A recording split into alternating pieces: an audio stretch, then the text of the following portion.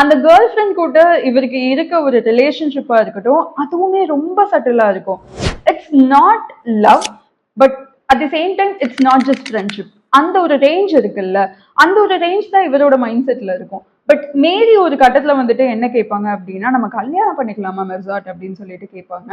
உனக்கு வேணும்னா கல்யாணம் பண்ணிக்கலாம் அப்படின்னு சொல்லிட்டு சொல்லுவாரு.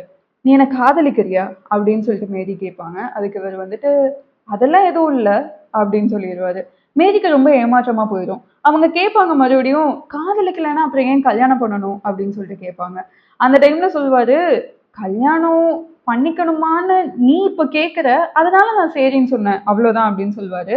மெர்சாட்டுக்கு பேக் ஆஃப் தி மைண்ட்ல என்ன ஒரு தாட் ஓடிட்டு இருக்கும் அப்படின்னா, இந்த இடத்துல மேரி மட்டும் கிடையாது, மேரியோட ஃப்ரெண்டு யாராவது வந்துட்டு அந்த பொண்ணுக்கு உன்னை பிடிச்சிருக்காமா, நீ கல்யாணம் பண்ணிக்கிறியான்னு கேட்டா கூட நான் சரின்னு சொல்லியிருப்பேனே இந்த டைம்ல அப்படின்னு சொல்லிட்டு மெர்சாட் சொல்லுவாரு. இந்த இடம்லாம் வரப்போ வந்துட்டு எப்படி இருந்துச்சு அப்படின்னா, இவன் நிஜமாவே வந்துட்டு நார்மல் ஹியூமன் தானா? இல்ல வேற ஏதாவது இவனுக்கு டிஸார்டர் எதுவும் இருக்கா? அப்படிங்கிற மாதிரியான டவுட்ஸ் எல்லாம் கூட வர ஆரம்பிச்சிருச்சு.